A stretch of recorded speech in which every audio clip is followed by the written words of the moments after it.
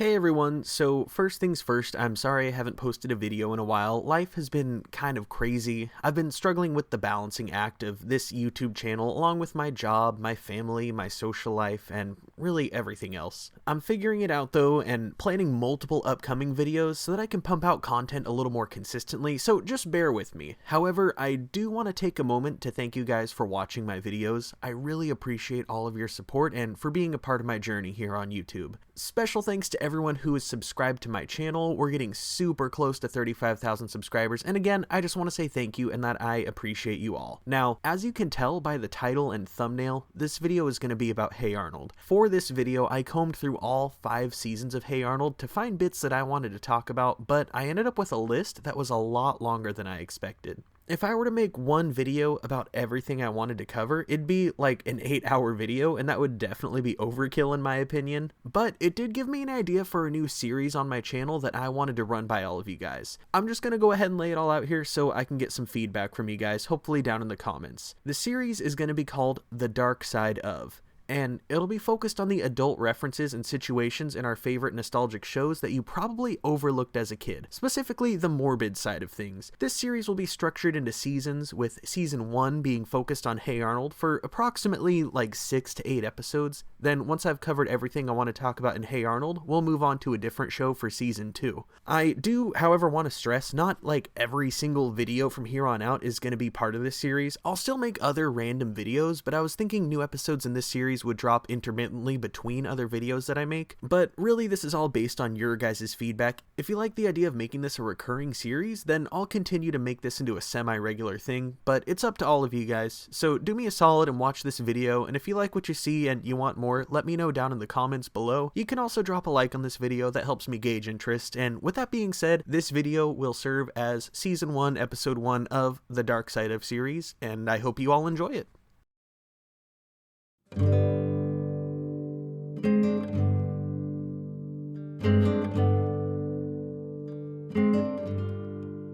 Hey Arnold is a show that played a very interesting part in the ecosystem of Nicktoons. It was just really different overall. It was a cartoon about normal kids usually handling situations that weren't too far removed from reality, whereas cartoons that came before Hey Arnold, like Rocko's Modern Life, Ren and Stimpy, and Ah Real Monsters, were centered around a premise that was completely out of the scope of reality. Hey Arnold was really relatable. Fans would see characters facing situations that would be relatable to real life in one way or another. It was a show that didn't need to rely on talking animals to entertain children or hidden sexual innuendos to entertain adults. The show would keep the attention of viewers by presenting situations that were not too far from reality. Often the show would leave viewers wondering, what would I do if faced with that situation?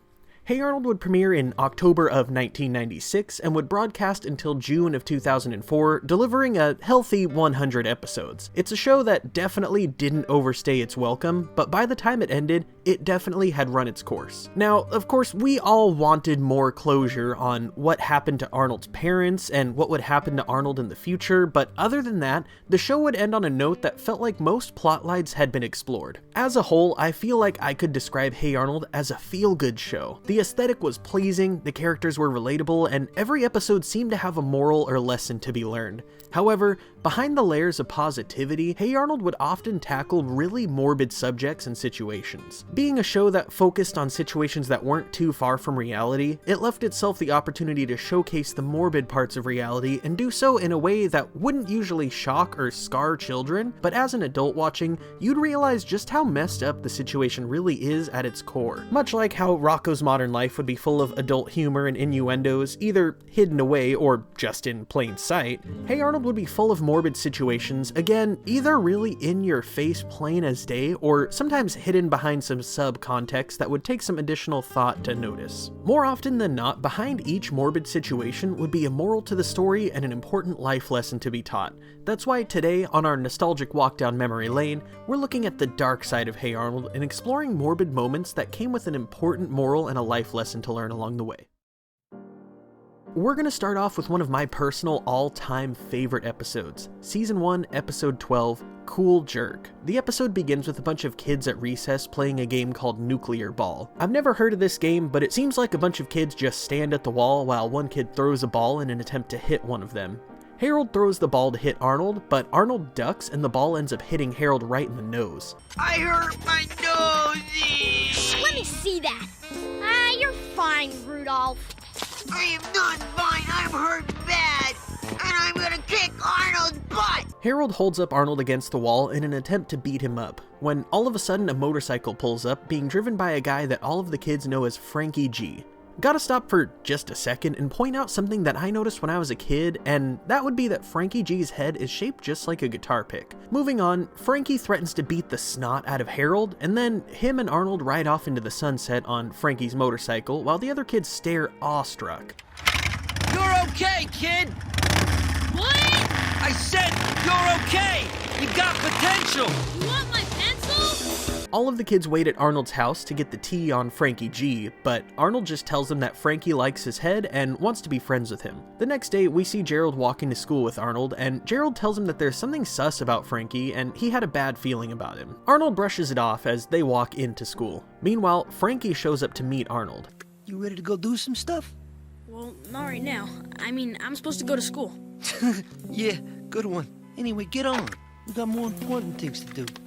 Well, okay. Frankie basically forces Arnold to skip school as the two go out to breakfast, go to the arcade, shop for car parts, and see a movie. Later on, Frankie brings Arnold to his house, and on the way in, the landlord gives Frankie a hard time about how he's late on his rent. What? Frankie's here.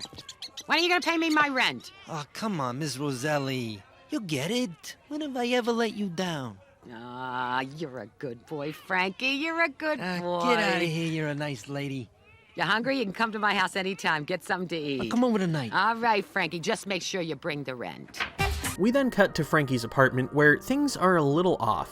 We meet Frankie's weird buddies who are just enamored with the shape of Arnold's head, and we learn that Frankie has an extremely expensive stereo system in his dump of an apartment that he can't afford the rent for. The red flags are just kind of starting to pile up here. Where'd you get all this stuff, Frankie? Hey, anything you want, you can get. All you gotta do is work hard, plan things out, and have your priorities in the right order. Cool. They toast to Arnold, and later on we see Arnold getting dropped off at his house by Frankie. Gerald meets Arnold at his house and is surprised that Arnold skipped school and didn't show up to skateboard with him. He also tells Arnold that he asked his friend Fuzzy Slippers about Frankie G, and he said that Frankie is bad news and that Arnold should stay away from him. Arnold has never really had an older brother to look up to and hang out with, and he finally feels like he's found that in Frankie G. You're just jealous. That's whack, man. What are you talking? You heard me. You're just jealous. Thought you were cooler than that.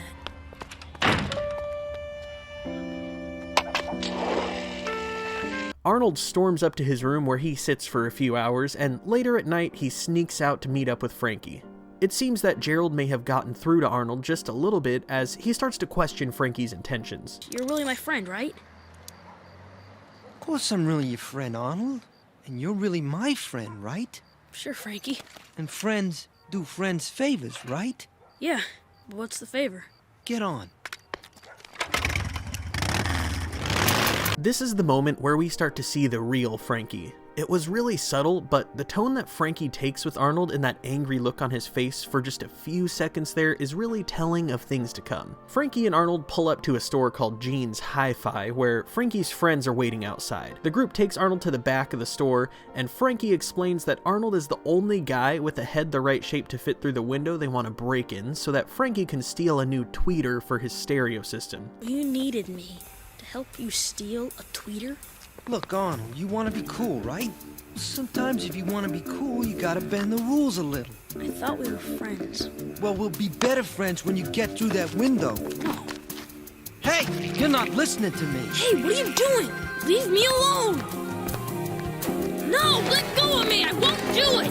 Oh, yeah? Watch this! Come on, stop! Frankie literally forces Arnold's head through the window, but just then we hear police sirens go off as Frankie and his friends make a run for it. So long, sucker! Later days, triangle face! Get away! We then learn that it actually isn't the cops coming, but it's really just Gerald who showed up to save the day. He used a little hand crank siren box that he found in his attic, and he followed Arnold there since he knew Frankie and his goons would be up to no good. Arnold comes to realize just how not smart it was to trust Frankie, and how lucky he is to have Gerald as a friend looking out for him. If I ever do anything like that again, drop a piano on my head. You got it, man. Now, who did you say was the coolest? You know, you're a bold kid, Gerald. Wait a minute. That's my line. Oh yeah. Now, there are a few different morals and life lessons to be taken from this episode. The biggest one that jumps out to me is to never forget who your real friends are. Arnold was so caught up in the idea of being in with someone cool like Frankie that he was willing to believe anything Frankie told him, and even ended up not trusting Gerald as a result, who literally has been his best friend with Arnold since they were little. Kind of on that same note, you should never give up on your friends. When Arnold accused Gerald of being jealous, if Gerald was a spiteful jerk, he could have just told Arnold to F off and let him get into trouble with zero fucks given. However, Gerald isn't like that. Gerald is a ride or die friend who would always be there for Arnold. Instead of taking the road of not caring and letting Arnold get into trouble, Gerald stayed close and was there for Arnold when Arnold needed him most. And if that isn't a true friend, then I don't know what is. Another lesson to be learned from this episode is that you need to be perceptive of red flags when they start piling up. When Arnold first met Frankie G, he was really open about how much he liked Arnold's head. Kind of weird, but okay. Then when Arnold met Frankie's friends, they all commented about how much they like Arnold's head. That was kind of a red flag. Also, when Arnold saw the landlord was asking Frankie about the rent that he's behind on, then Arnold proceeded to see how many nice pieces of stereo equipment Frankie had. That was another huge red flag. Like, this guy can afford nice stereo equipment, but lives in a dump that he can't even pay for? Like, not to seem classist or judge where Frankie lives, but in combination with the obsession over Arnold's head plus the obvious red flag that this is a fully grown man hanging out with a little kid? To give Arnold the benefit of the doubt though, smart as he is still just a child. Furthermore, he was blinded by how cool he thinks Frankie G is. When you look up to someone like that, you're willing to see the best in them, which could lead you to overlooking any obvious red flags. Ultimately, what it really comes down to, as morbid as it sounds, is that Frankie took Arnold under his wing, took him out to eat, took him to an arcade and a movie, and showed him a good time in an attempt to groom Arnold into breaking into this building. Let's just all be thankful that Arnold knows right from wrong, and that he did the right thing by refusing to be used by Frankie and his goons. Moving on from there, we're going to check out Season 1, Episode 9, Mugged. Not gonna lie, this episode always gets me all up in my feelings. It genuinely used to make me feel so sad when I watched it as a kid. The episode begins with Arnold getting off the bus and walking down the street at sundown while listening to music on his old school tape player and over-the-ear headphones when some creepy yellow-eyed dude shows up out of nowhere and grabs Arnold, throwing him into a nearby alley. And a bus pass? You're holding out on me, kid. Hey, leave me alone, you creep! Work on that attitude of yours next time, punk, or you'll get worse. This scene drives me absolutely nuts, for a multitude of reasons. First of all, where do you get off snatching people off the streets and mugging them in the alley? Fuck you, buddy. Secondly, how are you gonna mug a 9-year-old kid and get mad when he only has change and a bus pass and tell him he's holding out on you? What do you expect, a 9-year-old to be packing a stack of 20s and maybe a credit card? This dude is straight up fucking dumb. So, some punk kid jumped you, eh? How big was this monk? Big.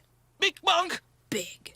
Big, huh? Oh, simmer down, you hot-headed loony. All a boy needs to do is take one of them self-defense classes. Learn himself some of that haiku.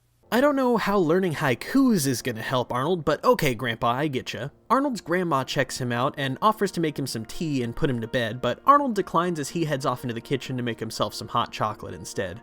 The next morning, Arnold wakes up and walks downstairs. Your self-defense training begins today. Self-defense training? What do you know about the martial arts, Grandma? Well, didn't I ever tell you of my years in the convent in Shanghai? Yeah. Now, was that before or after Tibet? Anyway, your training starts today. Wow. At some point, assuming overnight, Grandma had a room in the boarding house renovated into a dojo, and she begins Arnold's self-defense training.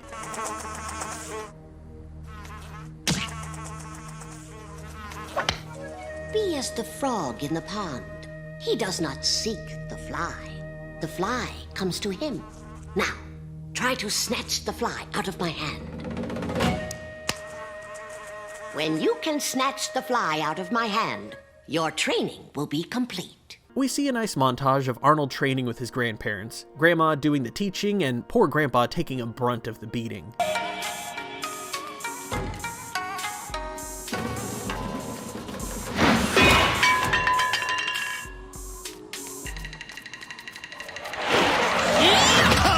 Finally, after the montage is done, Arnold successfully snatches the fly from Grandma's hand and his training is complete. He puts on a nice performance for the neighborhood folks, breaking a board, breaking a cinder block, and kicking a can off of Harold's head. Later on, Arnold and Gerald are walking down the alley when they spot Eugene and Brainy getting mugged by some other kids. What's in the bag? Macaroons and Malamars, mister. Wrong answer, brushhead. You can do better than that. Again, what do these people expect? Some 9-year-olds to be carrying cash and valuables down a secluded alleyway at dusk? And the way Eugene tells him what's in the bag and the dude says, "Wrong answer, brushhead." Like, what does he expect? Eugene to cast prestidigitation and make it look like there's some gold coins in the bag or something? Eugene told you what's in the bag. How are you going to tell him that's the wrong answer, you wrinkled nutsack? Thankfully, Arnold uses his newly found martial arts prowess to break all of their toothpicks and scare the piss out of these kids. Man, Arnold, those hands and feet are lethal weapons. Yeah, when I run into that creep who stole my bus pass, I'm gonna get it back. Hey, wait a minute! Now that's some dark foreshadowing, huh? Arnold ends up on a crash course to destruction. Gerald ends up creepily spying on Arnold and sees him in the basement shit-talking himself in the mirror. You talking to me? You talking to me? No, I didn't say anything. There's nobody else here. You talking to me? You talking to me? Later at school, Arnold walks down the hallway just being an absolute asshole. He pushes Eugene into a locker and scares the piss out of some kid just for crossing paths with him. Even Helga's taken back by his behavior. Gerald ends up telling Arnold that he's worried about him and that he's changed. Arnold says not to worry about him, and we get more ominous foreshadowing as Arnold says what could happen. Well, here you go. Hey!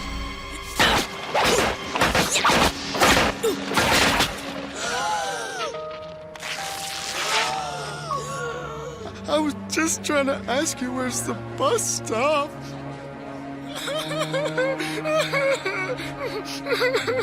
Just the bus stop. This is the scene that always gets me. This guy just wanted to know where the bus stop was, and Arnold just absolutely humiliates him in front of everyone. Everyone confronts Arnold and things turn dark. Arnold turns around and runs away in a state of mental despair as he pictures everyone yelling at him and he imagines everyone turning into his closest friends and family members as they scold him. Arnold runs to a dead end and this happens.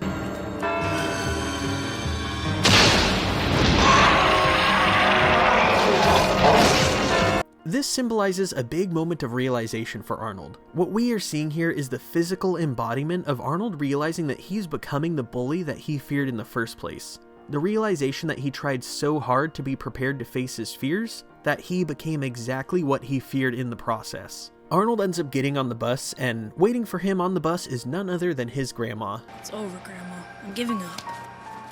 Giving what up? This Bruce Lee karate lifestyle I've been cultivating. It's all a big power trip. Well, how so? I was just using it to show off. Then I went too far and made a big mistake. Arnold realizes that the whole waiting for the fly to come to you is an analogy for how he shouldn't go looking for trouble. He just needs to be prepared to defend himself when trouble finds him. Just like that, almost like a twist of fate, when Arnold comes to that realization, the fly comes right to him. Grandma, it's the kid who stole my bus pass. Chill, my son. Go with the flow. Hey, Granny Four Eyes. I like the purple hair. Give me your purse, Granny. You can have it. It's just a purse, you know. Hey, I know you. You're the punk with the bus pass. Here it is, punk. You want it? Try and take it. Arnold snatches the bus pass back from the bully, which for some reason makes him fear for his life and run off the bus screaming for dear life. You want the bus pass? Take it. And the 65 cents. Yeah, with interest. And here's your purse, ma'am. Of course, sometimes when your own personal space is violated, there are occasions to use the training. I can't help but think that if this was real life, that there would have actually been a physical altercation on that bus, but thankfully this isn't real life, it's just a children's cartoon. Arnold and his grandma make it home, and the episode ends on a positive note as they head inside together for some tea and hot chocolate. Where do I even begin with the moral of the story here without sounding redundant? The obvious moral is the entire fly analogy. You should never go searching for trouble or confrontation just because you're prepared for it. If you go around causing confrontations, you're just gonna make yourself look like a jerk. Also, mugging people is obviously wrong, and after someone goes through being violently mugged, they can end up living with the trauma that comes with it for a long time. This is shown in the scene where Arnold is in the alley and you see his shadow turn into the bully and he runs around hearing everyone scolding him. That entire sequence is a representation of Arnold's response to the trauma that he's been through and realizing that he himself has potentially caused someone else to endure a similar trauma that he has. This next episode is one that I've been dying to talk about for a while now. Season 4, Episode 4, Oscar Can't Read. This episode begins with everyone at the table eating dinner and remarking on how annoying it is that Oscar moans while he eats. Ernie asks Oscar to pass the salt, but Oscar passes him the pepper instead, blaming the mistake on how tired he is. The next day, this happens. Oh great, it's my new X-ray glasses so I can see through people's clothes. Please sign your name on line 1. Could you spell that for me? No, I'm busy. It's written right there. At this point, we can tell that Arnold is starting to connect the dots with the fact that Oscar can't read. Later, we see Oscar in the bathroom struggling to open what looks like a pill bottle. Arnold, could you help me with this container? I have a terrible headache. But, Mr. Kukashka, that's not aspirin. Of course it is. It says it right here. It says tablets for scum-free fishbowl water. See? Oh, right. I knew that. Oscar finally admits that he doesn't know how to read and that he doesn't want to learn. I didn't need to read to become the successful man I am today. But you're a paper boy. What's your point? Arnold tells him that it's not too late to learn so that he doesn't have to keep pretending that he can read, but Oscar claims that learning to read doesn't matter to him. He makes Arnold promise that he won't tell anyone. There's no reason for anybody else to know that Oscar can't read. Oscar can't read! It's unbelievable! Who says I can't read? You did just now, Kakashka. You're probably just too dumb to learn. Ernie and Mr. Wynn end up betting money that Oscar can't learn how to read by the end of the month. Oscar, who is very money motivated, takes them up on the bet and asks Arnold to help him learn how to read. However, it doesn't go quite as Arnold had planned. A, B, C, D, E, F, G. H, I, C, K, and 2, P. I'm reading, huh? Jelly bean, violin, coconut. Arnold gives Oscar some beginner reading worksheets to help him learn, but Oscar just ends up conning his wife Susie into doing them for him, and he takes credit for all the work. Arnold ends up impressed by the worksheets being done perfectly, and Oscar tells Arnold that he's done learning and that he's gonna read Ernie and Mr. Wynn the first page of A Tale of Two Cities to prove that he can read. I need someone to read me the first page of this book again and again until I can memorize it. What's in it for me? It was the best of times. It was the worst of times. It was the best of times, it was the worst of times. This scene is just despicable. Oscar literally bribes Chocolate Boy, who has a severe addiction to chocolate, but that's a story for another day, to read the first page to him over and over again so he can memorize it and win the bet. The next day, we see Oscar reading the front page to everyone in the boarding house, and they're all impressed by his newfound ability to read. Oh, Oscar, I'm so proud of you. Well, now I've seen everything. Yeah, before we start exchanging money, if you don't mind, Kakashka, and I hope this isn't a position or anything, let me hear you read it one more time. Oh yeah, no problem.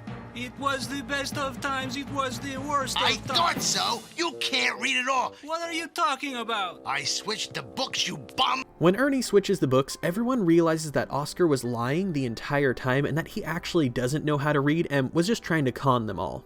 Everyone is super disappointed in Oscar. You were cheating the whole time, weren't you?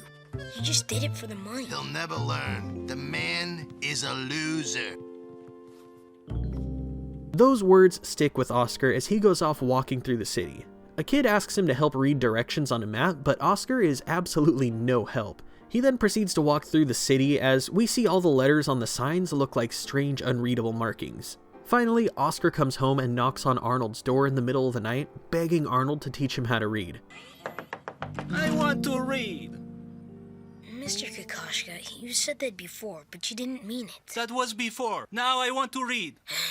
This time, Oscar actually tries, and he stays up late working and even goes to the library to read some books while Arnold is at school. He struggles to read the books in the adult section, but ends up overhearing a librarian reading in the children's section. Kitty, kitty, kitty. Do you want to pet the kitty? Yes, I want to pet the kitty. Pet, pet, pet. Look, everybody, I'm petting the kitty. That's very good reading, Oscar. After Arnold is certain that Oscar has learned, he gives him the final test. He takes Oscar all the way to the other side of town with a map and written instructions on how to get home. And Oscar has to read his way all the way back to the boarding house. Oscar starts making his way home. Meanwhile, Ernie is back at the boarding house talking smack about him, saying that he will never learn how to read. Back to Oscar though. He's following the directions and actually doing a great job. However, he ends up having to take the subway and he accidentally goes the wrong direction due to someone blocking the signs.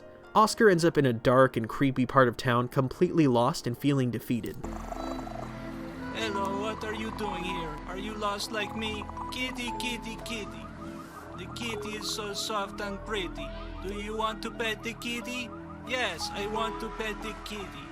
Just like the book I can read. Just like the book I can read! Having realized that he can read Pet the Kitty, he gains the confidence to read the street signs and find his way home. Back at the boarding house, it's right about 2 a.m. and Oscar's wife is worried sick, but they look out the window to find Oscar walking up holding the kitty that kept him company while he was lost. Everyone goes out to greet him and they are all impressed, even Ernie and Mr. Wynn, who doubted him.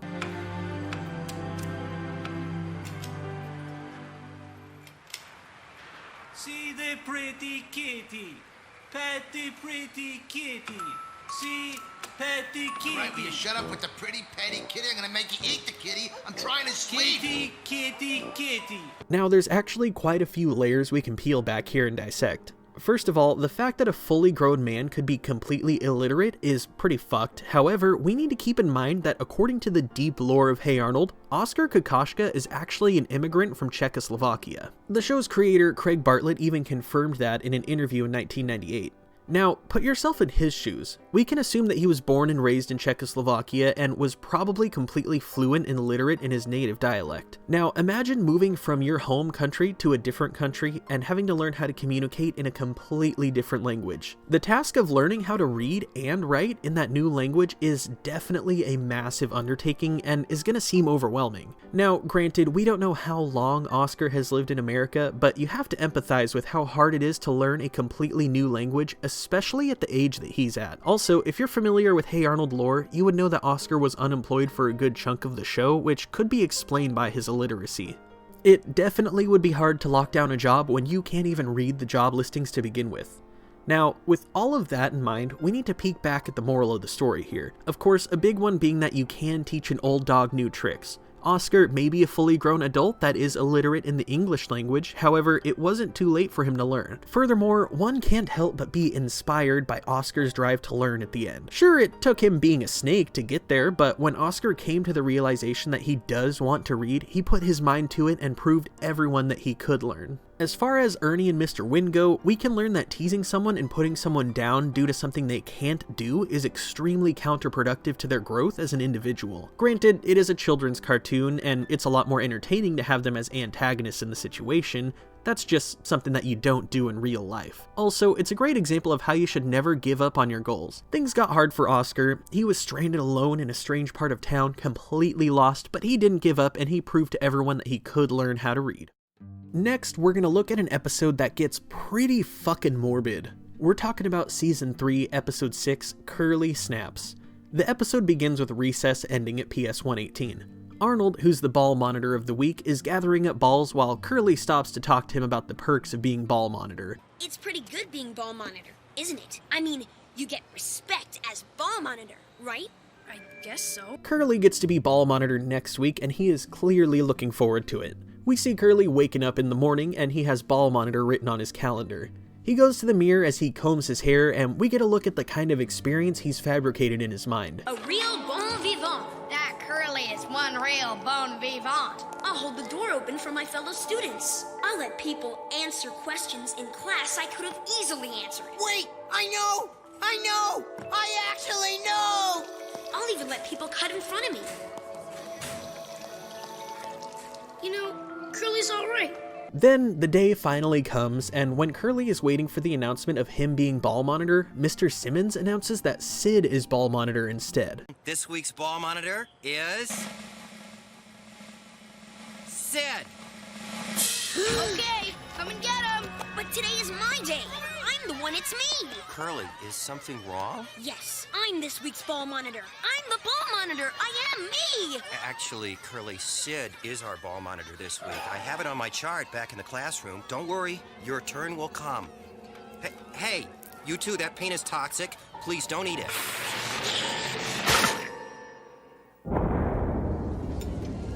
Curly's demeanor completely changes. He seems to be completely dissociating and not responding to anything that's happening around him while he sits at lunch by himself.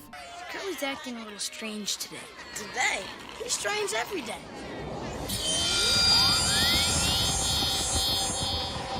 Later on, while everyone is going to class, Curly sneaks off to the gym equipment locker and takes the balls out. Principal Warts walks by and almost bumps into Curly.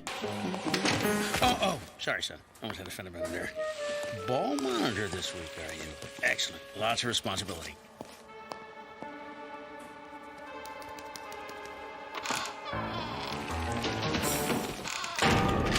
Principal Warts tries to get Curly to come out, but Curly refuses. He completely snaps and starts throwing balls at Principal Warts through the little window above the door. We cut to later on, and the day has turned dark, gloomy, and stormy. I heard Curly's gone and holed himself up in Principal Warts' office with a bag of balls. My bag of balls. And now he won't come out. All of Curly's classmates have gathered around in the halls as Principal Warts tries to coax Curly out of his office. Just when he thinks Curly's about to come out, we see that Curly has gone full-blown Rambo as he comes through the top of the window again, this time throwing balls at innocent bystanders. Everyone scatters and runs in fear, while some go around to spread the word. It's finally happened. Our demented Curly has gone over the edge. Curly? Snapped? How terrible. Terribly sad. There's a grand brouhaha outside Principal Warts' office. Let's go. Everyone gathers back around the office as Principal Warts tries to get through to Curly again. Young man! Young man!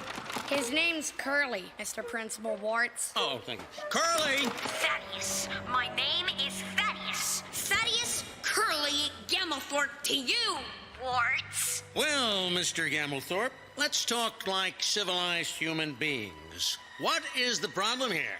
I'll tell you what the problem is. Injustice! Mr. Simmons overhears Curly talking over the loudspeaker, and we see him stand up and run out of the classroom, saying that he hopes it isn't too late. He gets up to the door and tries to reason with Curly. We all respect you and think you're special. Now, why don't you open the door and... Save your new ageisms for the saps, granola boy. Ow! I'll handle this, Simmons. This boy is obviously disturbed. I'm gonna ram the door. Grab the kid, get him in a headlock. Please, Principal Warts, he needs sensitivity now more than ever. Mr. Simmons tries to take the sensitive approach to help Curly, which gives Curly the opportunity to air the bulk of his grievances. I opened the front door to PS 118, and everyone walked in past me, just assuming I was the doorman. Well, he was just standing there, so I went in. Then later in class, Harold answered the bonus question that I was about to answer. Harold stole the question from me. Another injustice. No fair! He let me answer that question! Curly, you let Harold answer that question. After Curly shares his struggles with everyone, he starts making his demands. He wants 2 Yahoo sodas and a meatball sub hand-delivered by the one person he thinks he can trust. Arnold. As Arnold prepares to go in, Principal Warts devises a plan to rush in after Arnold opens the door and tackle Curly, but Arnold and Mr. Simmons argue, saying that they need to try to talk him down instead. I've got the Yahoo and the meatball sub. Open the door and I'll give them to you. You think I'm an idiot? You've probably got some plan. No, Curly, I've just got the meatball sub. Open the door. Okay, but first, everyone, back away. Get back. Move it, people. You wouldn't double-cross me, would you? No, Curly. Okay, Arnold, come in. Willikers! Now we've got ourselves a hostage situation. Arnold and Curly talk it out, and they decide to bring Mr. Simmons in to discuss the ball monitor issue. Mr. Simmons goes through the schedule and realizes that he made a mistake and that this is supposed to be Curly's ball monitor week. Curly demands that they bring Sid into the discussion to work something out. Sid tries to work it out with Curly, offering to let Curly take the rest of this week and Monday of next week, but Curly denies, and in the end, they decide that Sid will finish off this week and Curly will take ball monitor next week. Curly, I'm proud of you for coming to this very reasonable agreement. Let's go back to class, shall we? Everyone leaves the office, and Mr. Simmons announces that they solved the situation peacefully. Everyone cheers to a positive resolution. I think we all learned a valuable lesson here today. Yep, don't ever trust the quiet ones. They'll go bonkers and hole up in the principal's office. As Mr. Simmons' class goes back to the classroom to finish their day of learning, Curly is dragged away by Principal Warts as he gets sentenced to a week's worth of detention. All right, son, come with me. Hey, where are you taking me? I thought we worked it all out. Remember, Principal Warts? Sensitivity! I'll give you sensitivity. I'll give you a week's worth of sensitivity every day after school. Hey, am I supposed to be in detention? Come on, outside! I'm in detention! No! Come on, I'm the ball monitor! I feel like this is a really hard one to dissect in a conscientious manner. Let's just straight up address the elephant in the room. This episode is obviously a metaphor for school shooter incidents. As messed up as that may seem, we need to keep in mind that when this episode originally aired, school shootings were a lot less common than they are now. It was still a sensitive topic, of course, but it's not like it was happening as frequently as it is nowadays. The biggest moral of the story, in my opinion, is how important it is to communicate. If Curly had talked with Mr. Simmons about the ball monitor schedule from the start, this whole situation could have been potentially avoided. When Mr. Simmons announced Sid as ball monitor, Curly had tried to bring it up, but when he was brushed off, he straight up snapped. On one hand, if Curly had been persistent, he could have explained to Mr. Simmons that he's been watching the ball monitor schedule like a hawk and that he knew for a fact that it's his turn, which could have, in turn, had Mr. Simmons rechecking the schedule. On the other side of the coin though, for Mr. Simmons to be so dismissive about it in the first place was a huge part of the problem. Curly tried to bring it up to him, but Mr. Simmons just shot him down and moved on to his next issue. It's a tough one to call, and I'm clearly reading too much into the situation, but in a way, they're both at fault for not communicating effectively. However, Mr. Simmons is a little more at fault given that he's the adult in the situation, and he's also a big proponent for sharing your feelings and talking out any issue that you have. Additionally, this episode is also a good reminder to take your mental health seriously. If you are ever having dark thoughts and feeling like you have no other choice but to act on these dark thoughts, please reach out for help. Be it a close friend, a counselor, a teacher, your pastor if you go to church, or even anonymous help available online. Reaching out for help and someone to talk to is always better than bottling up your feelings until you reach your breaking point. Help and resources are available. Next, we're going to expand a little further on Mr. Simmons while we check out Season 2, Episode 1, New Teacher. The episode begins with Principal Warts telling Arnold's class that their teacher, Miss Lovac, has retired from teaching and is pursuing her dream of becoming a professional golfer. Then he introduces the class's new teacher, Mr. Simmons. I bet you all have your own individual way of saying hello. When I say hello, class, everyone respond in your own individual way. Hello, class. Well, that's one way to respond by not responding. Mr. Simmons starts by making the kids move their desks into the shape of a circle while they all do a communications exercise. Mr. Simmons breaks out the crown of truth and makes each kid take a turn wearing it while they say something that they like about the person sitting across from them, which all the kids think is ridiculous and makes them hate Mr. Simmons.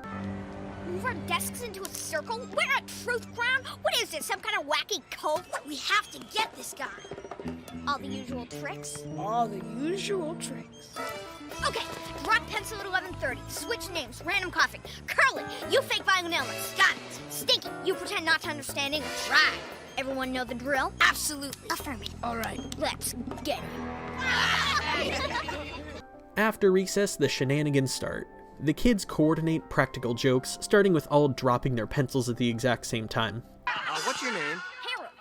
What? Quiet, Helga. Harold. Yes? Now, have you two switched names in order to confuse me? Slow down. I'm confused. Oh, now I'm glad to see the tradition of messing with a new teacher's head is alive and well.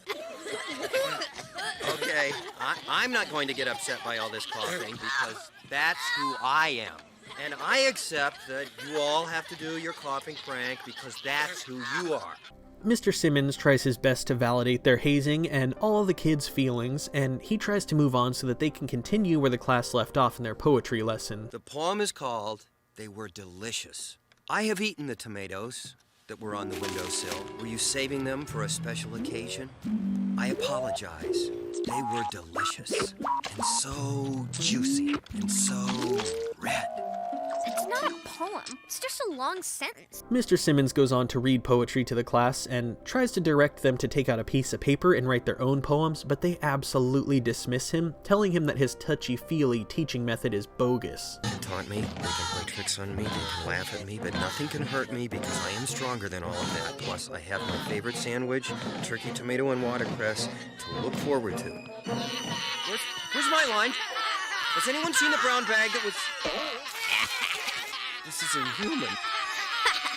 You're broken. You could have asked for some sandwich. I would have given you half. Mr. Simmons says if they continue to act like a mob of wild animals that he might just leave, so Helga literally shouts, "Let's all continue to act like a mob of wild animals!" and they all aggressively sprint out of the classroom. Well, we did it. We won't be seeing that granola boy Simmons in these parts ever again.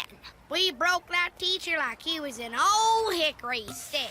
Yeah, and tomorrow we'll get another set. Kids keep calling Mr. Simmons Granola Boy, and I've come to the conclusion that Granola Boy is basically the 90s equivalent of calling someone a soy boy. The next day, Principal Warts comes in to announce the class's new teacher, Lieutenant Major Goose. Mr. Goose gets right into ruling the class with an iron fist. Who deployed that pencil? It was a calculated act. What is your name? Curly. Your hair's not curly, boy. What's your real name? Thaddeus. Curly, go stand in that corner facing inward. Mr. Goose teaches the class in a strict and militaristic style, which makes the kids hate him even more than they hated Mr. Simmons.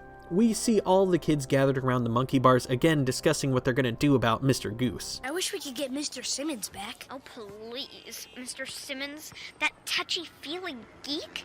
At least he listened to us when we spoke. He's innovative, responsive, and bright. He taught us to ask why. Now that's an innovative brand of education. Yeah, if only you guys hadn't been so mean to him. You ate his sandwich and broke his spirit, you moron. The kids collectively decide to go to Mr. Simmons' house and try to convince him to come back to teaching them. When their initial attempt doesn't work, the kids decide to get creative.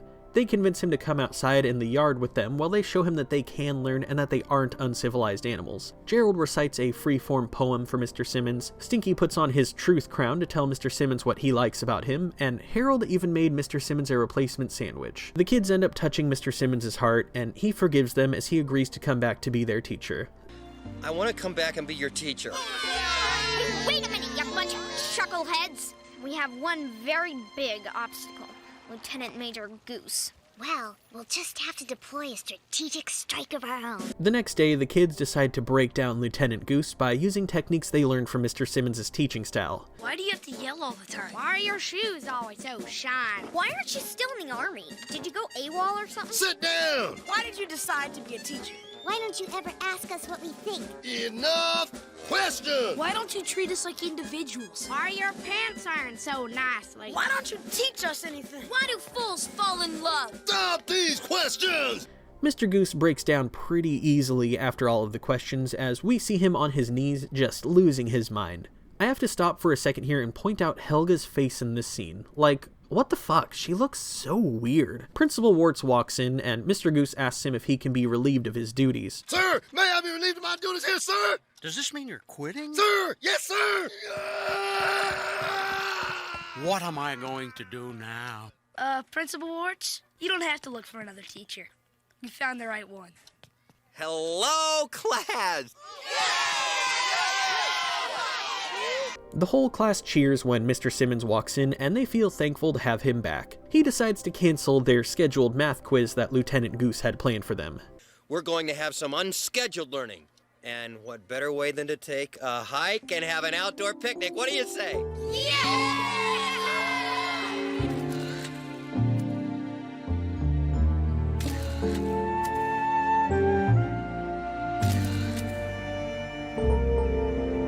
I just gotta point out that this would not fly at all in this day and age. Field trips are this whole big deal where it's planned far in advance and every student has to have a signed permission slip from their parents. A teacher can't just on the fly decide that they're taking the kids on a nature hike in this day and age. As for the moral of the story, I'd say that it's to not take people for granted. The kids got Mr. Simmons as a new teacher and he wanted nothing but the best for them and to expose them to a new way of teaching and learning. However, instead of appreciating him and being open-minded to his new way of teaching, they decided to bully him until he literally wanted to quit his job.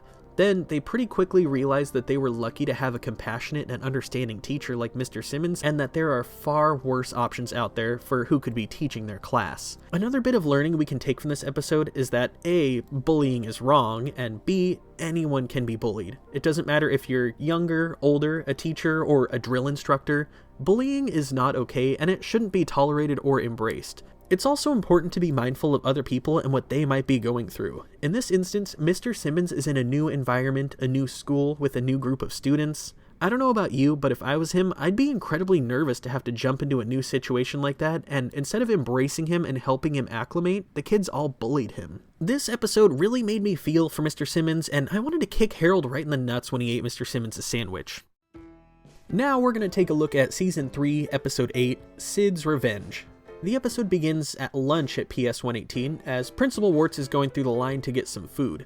He ends up slipping on something that's on the ground and he falls, getting pudding all over his head. Oh, what's this? It seems to be a patch of rubber vomit. What delinquent boy or girl is responsible for this heinous act? You there, with the go-go boots. Front and center. Who, me? Sid gets blamed for the vomit even though he didn't do it.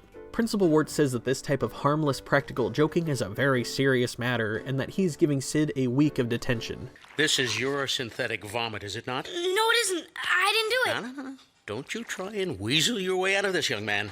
Arnold suggests that since Sid is innocent, he should talk to Principal Warts and explain his innocence. Sid pleads his case to Principal Warts, but he isn't hearing any of it and Sid still ends up in detention. Sid vows that he will get back at Principal Warts once and for all. Overworked, unappreciated, experience the sweet taste of revenge.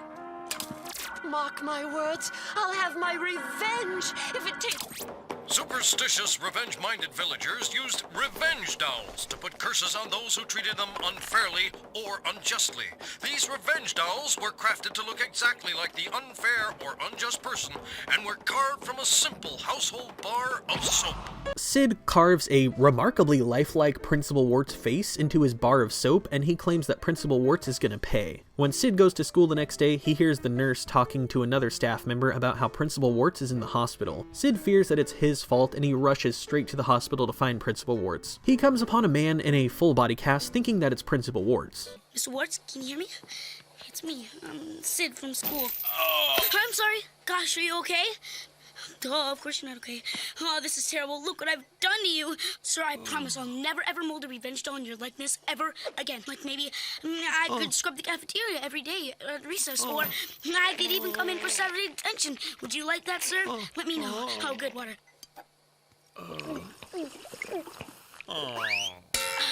Boy, was I thirsty. Just then, the doctor comes in saying that it's time for Mr. Ricardo's pain medicine, which makes Sid realize that that isn't Principal Warts in that full body cast. Principal Warts has checked out. Checked out? You mean permanently? Why, yes, that's usually the case. Now, if you'll excuse me. It can't be true. This can't be happening. Sid goes home guilty as all hell, completely convinced that he's responsible for Principal Warts dying. Later, at school, Sid pulls Arnold into a closet and confides in him. With dark circles under his eyes and in a frantic state, he tells Arnold about the doll that he made and how he thinks that his curse killed Principal Warts. Arnold tells him that he's being ridiculous and takes him out to Principal Warts' office. See? They're already taking his name off the door. Look, Sid, this doesn't mean a thing. Let's not jump to conclusions. No, Arnold, don't you see? Principal Warts has bit the big one. Get a hold of yourself. What do you say we go outside and get a little fresh air? Then maybe we can talk about this thing rationally. Okay, Arnold. Rational. But remember, I killed Principal Warts! Sid. Arnold! He ain't gonna need this space no more. Arnold refuses to believe that Principal Warts is dead, so they go to Principal Warts' house to see if he's still there. They knock on the door and are greeted by a man crying his eyes out. Yes, can I help you? Hi, we're here to see Principal Warts. I'm sorry, children, but that would be quite impossible. You see, he's under the big tree in the backyard, and, well, he cannot be disturbed. You see, Arnold? He's under the tree. Yes, indeed, in his little dirt plot. This seems to confirm Sid's suspicions, but just to be sure, they decide to get a peek over the back fence where they see a pile of dirt with some flowers placed on it. Fully convinced that he is guilty of literal murder, Sid and Arnold go to the police station so that Sid can turn himself in. Officer, I'm here to turn myself in. It seems I unintentionally killed my school principal with the mystical powers of this doll I carved out of soap. Just one moment, please. Hey, Patty, get a load of this. Kid says he killed his school principal with a doll carved out of soap. They leave the police station, and as they're walking past an ice cream shop, Sid sees an ad for pistachio, which is Principal Warts' favorite flavor. Arnold gets fed up and he takes the voodoo soap doll from Sid and throws it on the ground and stomps on it. Just then, we see Principal Warts come out of the ice cream shop looking just fine other than a band-aid on his nose. Arnold, you're a genius, man. You destroyed the soap doll that I viciously carved to look like Principal Warts, and he instantly came back to life. Sid, that had nothing to do with it. He was never dead in the first place. Principal Warts tells Sid that he found out that the fake vomit that he slipped on was actually left behind by the drama teacher and is actually a prop. However, Sid will still have detention for making a voodoo doll of him. Who does that Warts think he is, giving me a week's detention? I'm telling you, there's gotta be some way I can get back at that guy. Maybe I'll loosen the bolts on his office chair. Or I could empty a box of tacks in his shoes. Or the old spit wad in the morning coffee.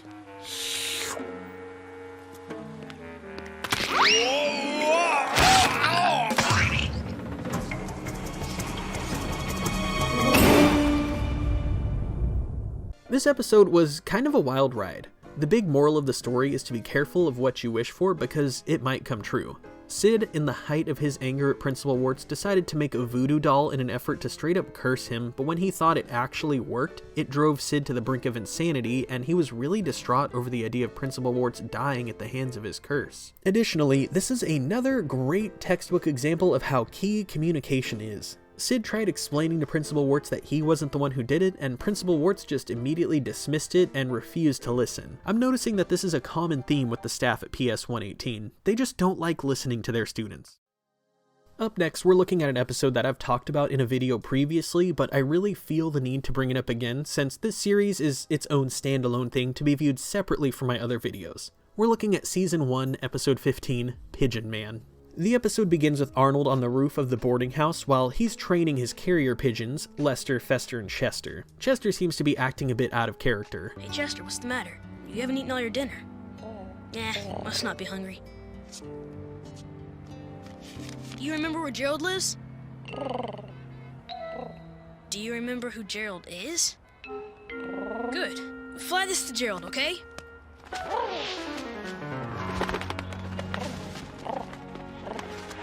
Take your time, Chester! Pace yourself! Maybe I should have sent Fester. Arnold ends up sending Chester with a note to deliver to Gerald. Later on, Arnold comes downstairs to meet his friends for some baseball, but Gerald isn't there because either he didn't get the note from Chester or it just showed up extremely late. A few minutes later, Gerald shows up saying that Chester doesn't look so good. We then see Chester fall from the sky as Arnold makes a leap of faith to catch him. Thankfully, Arnold catches Chester as he plummets to the ground. I think I'm gonna have to take him to the vet or something. Well, why didn't you just take him to the Pigeon Man? Pigeon Man? Sid, are you crazy? That pigeon guy's nuts! I've never heard of the Pigeon Man. Who's he? Gerald gives us some context and tells us the story of the Pigeon Man. He tells of a building in the pet shop district that caught fire in 1969 and is now vacant. After the fire, pigeons started gathering by the thousands on its charred roof. No one knew why until one day someone saw a dark figure moving among the avian multitudes. He explains that alone on the roof lives a creature that's half man and half bird. Some say he was hatched from an egg that was left by aliens and has a beak and a tail. Some say that he survived by eating leaves, sticks, and worms. Some say he's a guy in chicken soup, a lonely, deranged man wanting only birds for company. Who knows? Adam. To this very day, flocks of pigeons still gather at that roof. The kids seem to think that Pigeon Man is a crazy psychopathic freak, and though the kids say he shouldn't, Arnold decides to go to Pigeon Man for help with Chester. Arnold arrives at the old abandoned building and ascends the rickety stairs. He reaches the roof where he finds Pigeon Man all by himself. Mr. Pigeon Man? Sir? Hi, I'm Arnold. I thought maybe you... This is Chester, my bird. He's pretty sick. He won't eat, can hardly fly. So, what do you think? Pigeon Man takes Chester and only says 3 words to Arnold. Come back tomorrow. Arnold tells his friends about it, but they're all jerks about it and talk bad about Pigeon Man. Arnold dismisses them, and he comes back to the rooftop the next day to see Chester. How's Chester doing? He looks great. How'd you do it? Time, patience, and the right berries. Thanks for curing him. Here, berries for Chester. He should take 3 every 4 hours. I want to see him in a week to make sure he's recovered. Pigeon Man explains that he's spent a lot of time with birds and that he trusts them and they trust him. Pigeon Man says he's seen Arnold and his friends around the neighborhood and they realize that they actually have a lot in common. You grew up around here? I went to PS 118. I go to 118. Is Miss Slovak still there? She's my teacher now. We learn that in Miss Lovak's class, Pigeon Man did a report on birds and he became fascinated with them, but all of his friends thought that he was weird, so they stopped talking to him.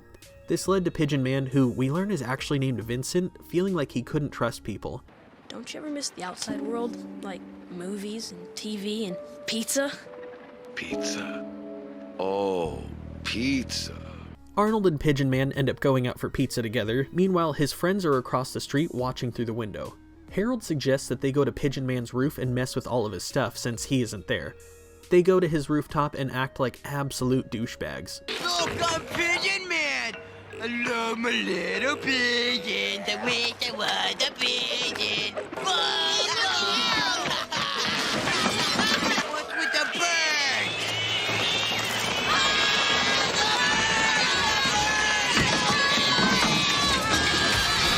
They end up getting chased by pigeons and completely destroying Pigeon Man's rooftop domicile. Arnold and Pigeon Man get back from getting pizza, and Pigeon Man is thanking Arnold for showing him a good time when they remember that Arnold needs to pick up Chester. They go upstairs to find what Harold and the other kids have done. What? This is awful! Who did this? People, Arnold. We can rebuild the cages and sweep up. Your birds will come back. Of course they'll come back. They're birds. I trust them. I understand them.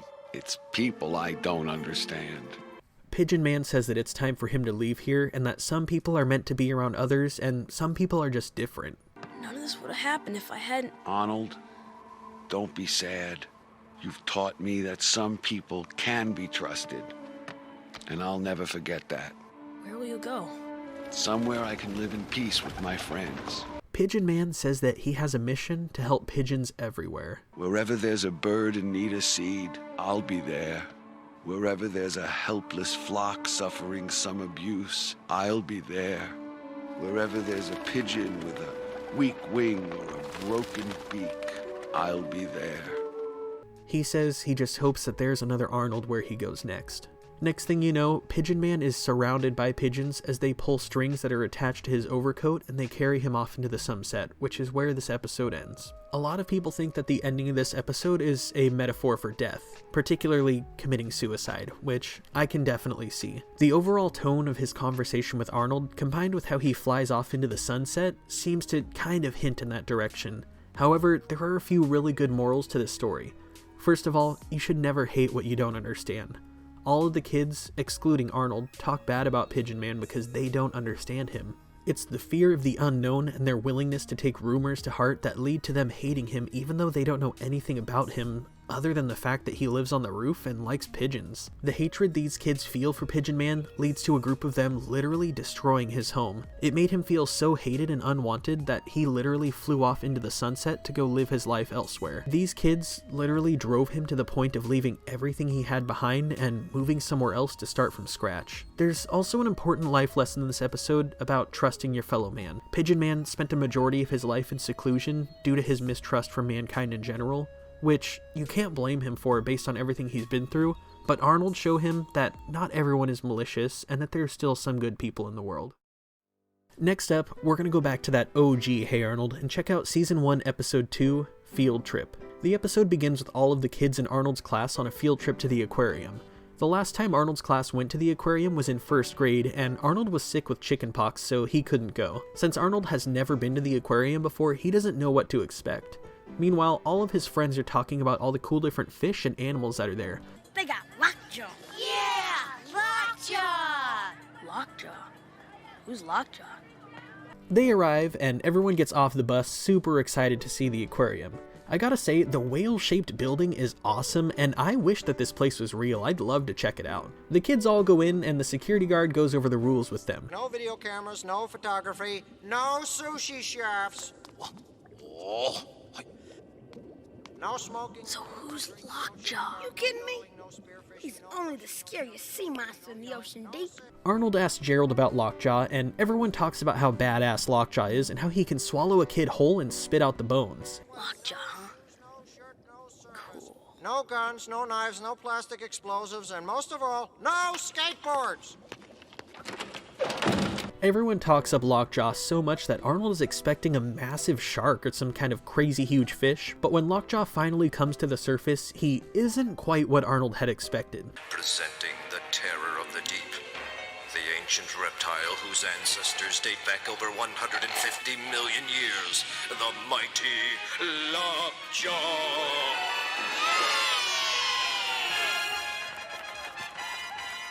That's Lockjaw? Arnold is disappointed when Harold throws a smoothie at Lockjaw, and he decides to go down to the lower part of Lockjaw's sanctuary while his friends stay up there laughing at him. Hey, Lockjaw? Hey, man.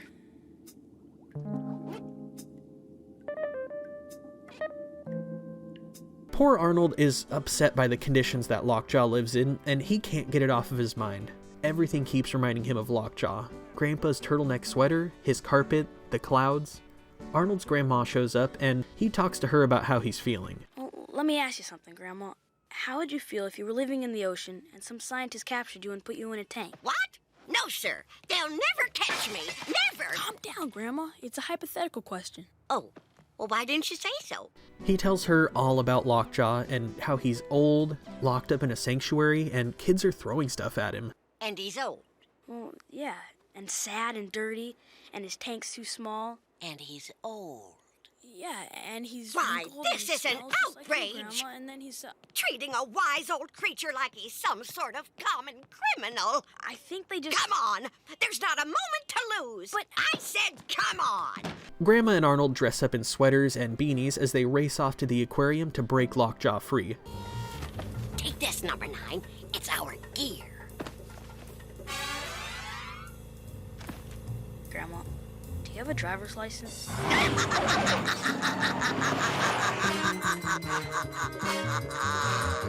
Arnold is afraid of getting in trouble because they're trespassing, but Grandma gives no fucks and is ready to break in and steal a tortoise. Grandma proceeds to sneak around like a secret agent while Arnold walks plain as day through the aquarium and up to Lockjaw's pen. They decide to start by giving Lockjaw a bath and cleaning off all the graffiti from his shell. Be careful. Don't get too close to his mouth. Grandma.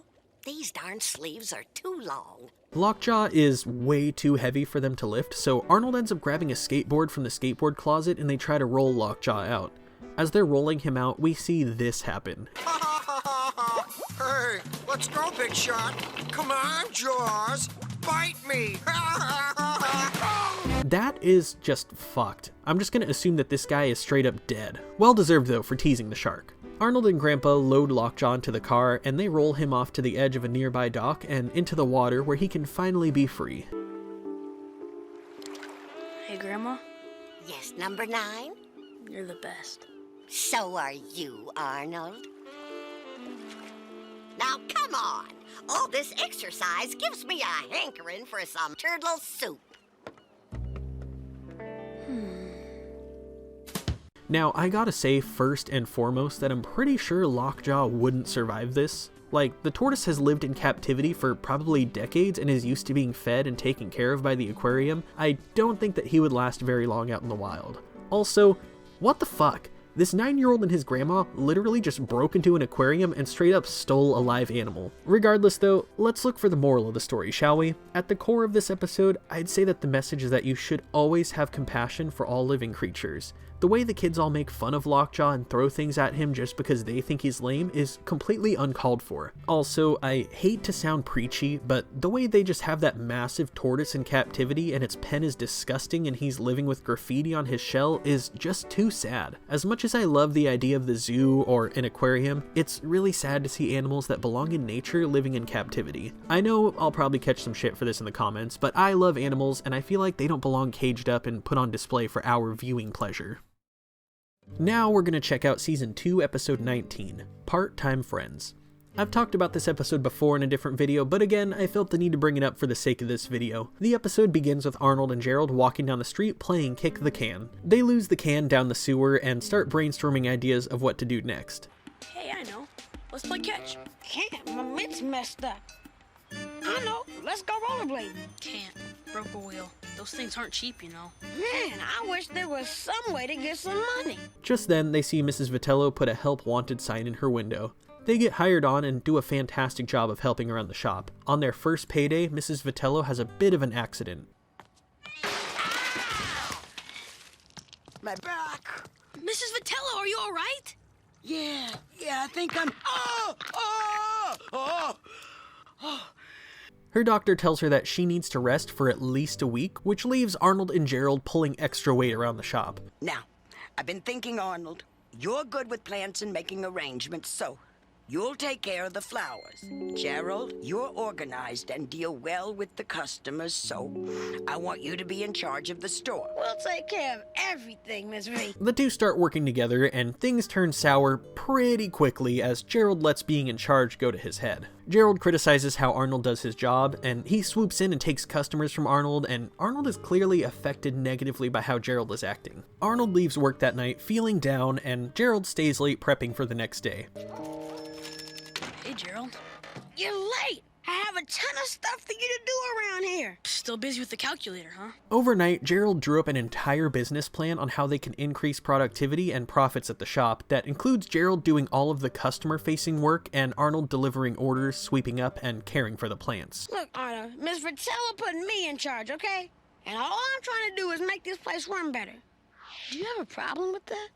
We also get a glimpse of Gerald planning to increase prices, which I feel like if Mrs. Vitello heard what he was doing, she would probably be pissed because he essentially wants to rip people off. If we charge $2 a rose, we make $24 a dozen. If we charge $6 a rose, we'll make $72 a dozen. If we charge $30 a rose, we'd make $360. Man, what a great plan. Meanwhile, Arnold is out delivering orders. He drops one off at an old folks' home and another off at the emergency room. We then cut to Gerald back at the shop getting yelled at on the phone. Turns out Arnold accidentally mixed up the orders. He sent the good luck flower arrangement to the family who ordered a sympathy wreath. Honey, I swear, I didn't send this. You never loved me, you bum. Arnold finally snaps and yells at Gerald for how he's handling the business. If you're so perfect, Gerald, why don't you just run the store by yourself? What are you talking about? Listen, do you feel that I'm out of line? I do, and I quit. You can't quit, because you're fired. Too late. I quit. You just can't find good help anymore. Arnold has finally had enough and he quits. Over the next few days at school and around the neighborhood, Arnold and Gerald avoid each other at all costs. What's up with you and Gerald? Gerald? Gerald who? I knew something was wrong. I knew it. Late one night, Grandpa comes in to find Arnold sitting alone at a checkerboard. Grandpa asks where Gerald is because it's their weekly checkers night, and he quickly connects the dots that they're fighting. Arnold tells Grandpa that he never wants to talk to Gerald again. Grandpa ends up telling Arnold the story of his old best friend, Jimmy Kafka. They worked together for the city's largest pay toilet business. One day their boss got arrested and Jimmy was left in charge. Much like Gerald, he lets the power get to his head. And one day you made up, right? Nope, I never saw Jimmy Kafka again. But I think of him every time I go to the bathroom. Grandpa explains that he lost the best friend he ever had due to a misunderstanding and his own stubbornness. Well, that's not a very happy ending. What do you know? It isn't. Well, they hardly ever are. I'm getting sleepy. My bones hurt. Night-night, short man. That night, Arnold falls asleep and dreams of the future. He sees himself riding the floating city bus and being forced to sit in the only open spot right next to Gerald. The two elderly folks argue with each other. Just the thought of you makes me so mad I coulda. Do you remember why we stopped talking to each other? Nope, I don't. Well, me neither. It was something about school. No, it wasn't. It was about some stupid baseball game. It was school. Baseball! They argue, and Arnold ends up saying that the day that they stopped being friends was the best day of his life. Oh, what did I tell you, short man?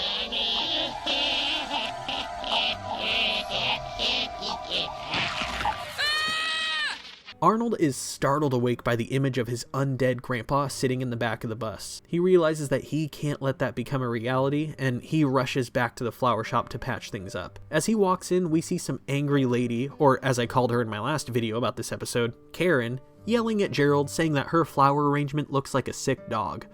This store used to be known for quality. What's happened here, young man? I'm sorry. I'm doing everything I can. Oh, those flowers are wilted. They're wilted. I've been waiting over now. Man, I don't know what to do. I need some help. Arnold comes in just in time and apologizes to Gerald, and Gerald apologizes to Arnold, and they do their little handshake thingy as they go back to fix some flower arrangements for some angry customers, and that's where the episode ends. This episode took a very specific morbid turn when Grandpa tells his story about his friend Jimmy. They literally got in a small petty fight and straight up never talked again. Then we see that story get into Arnold's psyche and he goes to bed feeling guilty. The guilt on his conscience leads to him having a straight fucked up nightmare that helps him come to his senses. The fight with Gerald affected him so much that he straight up had a nightmare that his grandpa is dead and is risen back as a zombie in the distant future and is giving him life advice. As far as the moral of the story goes, it's a nice reminder that there are two sides to every story, and sometimes we need to take a step back and realize that losing a friendship or burning bridges isn't worth dying on a petty hill. It's also a gentle reminder not to be so stubborn.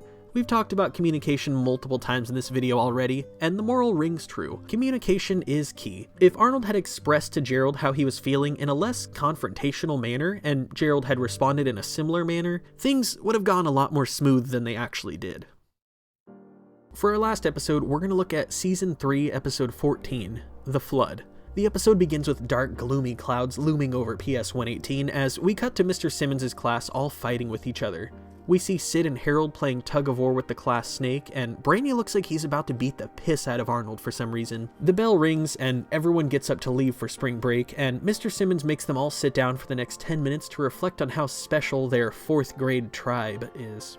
We don't have time for this, Mr. Simmons. 10 minutes won't make the slightest bit of difference in your vacation. We'll all be out the door before you know it. Principal Warts announces that due to excessive rain, everyone is going to be stuck inside the school all night, and that he'll be calling all of their parents to let them know. Grandpa gets a call from Principal Warts to let him know that Arnold's going to be stuck at school all night. Hello? Guess he hung up. The short man is stuck at school. Can I have his room tonight? My ceiling leaks in the rain, and it makes me sad to watch Susie sleep in the puddle. Not on your life, Kokoschka. I'm going out to rescue Arnold, as soon as I come up with a plan. Back at school, while everyone's eating food, the kids start arguing, which leads to a full-blown food fight as Mr. Simmons just stands there like a deer in headlights. We cut to Grandpa, who's blowing up a raft so he can come save Arnold, while Oscar seems to be buttering him up for something. We then cut back to Mr. Simmons' class, who are struggling to get along. I haven't changed my underwear in 5 weeks. 9/17. It's official. My life is over. Give Daddy some sugar. Helga gets fed up with dealing with everyone, so she decides to sneak out of the classroom. She wanders the halls to find that the doors of the school have been chained shut. Okay, well done. Olé! Are you attempting to leave the school grounds without permission, Miss Pataki? Are you attempting to dance the flamenco, Principal Warts? This moment never happened. Gotcha.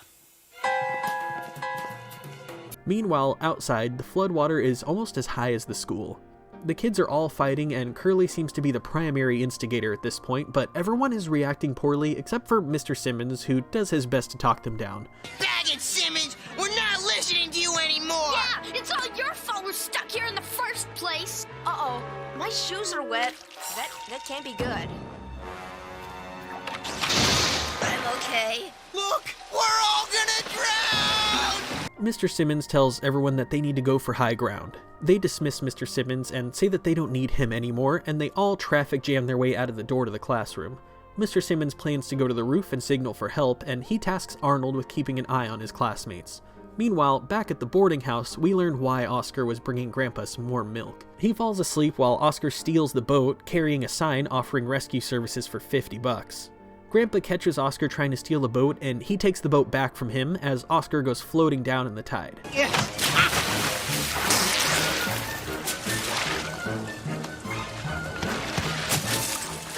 I can't swim!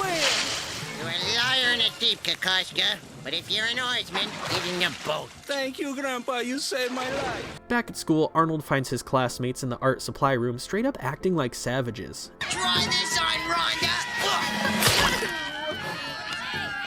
Stop! Listen to me a second. Aw, pipe down, little Mr. Simmons Jr. What do you want us to do? Act like a tribe? Arnold tells them that Mr. Simmons is gone, and he's been gone for a really long time, and that he thinks something is wrong. The class ends up working together with their mutual love of Mr. Simmons helping them simmer down. Mr. Simmons! He sounds so far away. It's coming from in here. Mr. Simmons! Arnold! Oh, I'm so glad to see you. See, the ladder broke and I dropped my flashlight and... The class works together to devise a plan of how they can use the flag in the classroom to reel Mr. Simmons in like a fish. Mr. Simmons dangles there from the ladder as it's hanging on by a thread, merely seconds away from falling to his death. They throw the flag and Mr. Simmons ties it around himself, and they have him jump as far as he can so that they can pull him in.